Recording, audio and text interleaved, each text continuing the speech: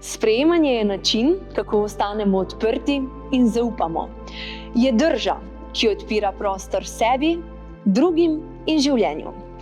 V prvi epizodi Marijina šola življenja s patrom Tonijem se postavljamo pred Marijo in skupaj odpiramo vprašanje o sprejemanju in ponižnosti.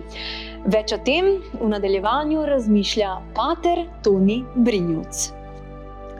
Dobrodošli tudi z moje strani v Marijini šoli. Lahko bi rekli, da v šoli imamo učence in učitelje. Torej, v naši Marijini šoli bo Marija, Devica, Božja mati, tista, ki nas bo učila, kako duhovno živeti, kakšno držo zavzeti v določenih življenjskih preizkušnjah.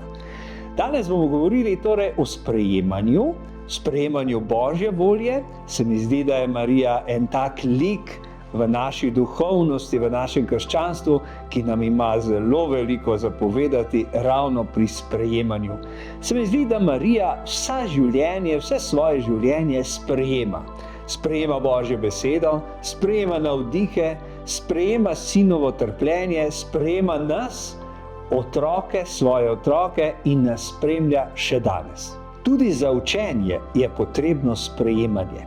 Če se ti želiš kaj naučiti, moraš najprej sprejeti določene stvari, da se lahko to naučiš. In torej za sprejemanje, za učenje je pa potrebna ponižnost. In bi se najprej ustavil ravno pri ponižnosti.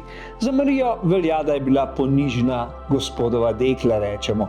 Gospod se je ozrl na nizkost, na njeno nizkost. Kaj je pravzaprav ponižnost? Ponižnost je beseda, ki ni najbolj priljubljena. Sveti Bernard razločuje dve ponižnosti. Pravi, prva ponižnost je tista, ki se je naučimo. Se naučimo par fraz, par besed in pravi, ta ponižnost ni prava, ker je umetničena narejena. Pravi sveti Bernard, druga ponižnost, tista pa izhaja iz ljubezni, je topla, je lepa in pomeni, da daš drugemu prostor, da si odprt, da ne jemlješ drugega kot konkurenta, kot tekmeca, ampak da si ti tisti v vsej resnici in da je drugi ob tebi to, kar je, in da se drugi ob tebi počuti kot doma. Iz tega bi lahko izhajali, da je Marija res bila ponižna in je sprejemala. Bog se ob njej počuti kot doma, zelo domače. Da prostor Bogu in ga ne jemlje kot konkurenta ali nekšnega, ne vem kakšno stvar, ne jemlje Boga, ampak ga jemlje kot ljubezen. Da mi sprejmemo nekoga, da sprejmemo njegove spodbude, moramo vedeti, da nas ima rad. In se mi zdi, da je Marija to vedela. Vedela je, da je Bog ljubezen in da je to verovala.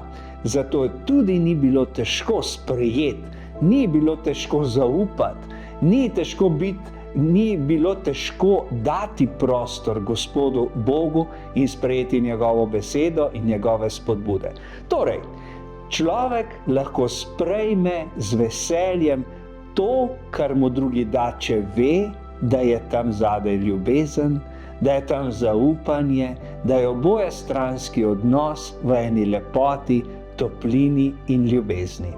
Zato lahko tudi mi sprejmemo Božjo voljo takrat in Božje navdihe takrat, ko vemo, da je Bog ljubezen. Podoba Boga je tista, ki v nas vzbudi določen odpor do Božje volje, odpor do sprejemanja tega, kar nam Bog želi dati. Zato je potrebno podobe Boga prečiščevati. Prečiščujemo jih preko Svetega pisma, s pomočjo molitve, s pomočjo kakšnega dobrega čtiva, dobrega branja. Zato vam lahko tudi zaupam svojo lastno izkušnjo ali pa lastno zgodbo. Jaz sem šele potem kasneje v, kar zrelih 20 letih odločil za duhovni poklic, pri 28 letih. Ampak veste zakaj?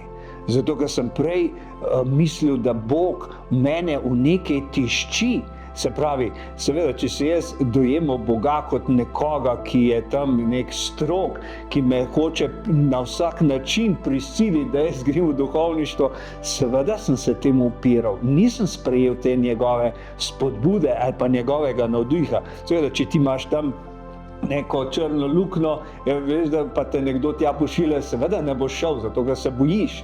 Ko sem pa spoznal, da je Bog ljubezen, da me Bog s tem, kar mi želi dati, hoče samo dobro, pa odločitev ni bila težka.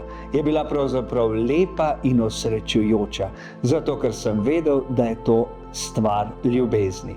Tako da tudi vam, dragi poslušalci, ki spremljate in gledalci in gledalke, ki spremljate tole našo epizodo, želim, da bi tako kot Marija dojeli, da je Bog ljubezen in da je ta prava ponižnost in sprejemanje to, da damo drugemu prostor, ker nas ima rad in ker nas ljubi.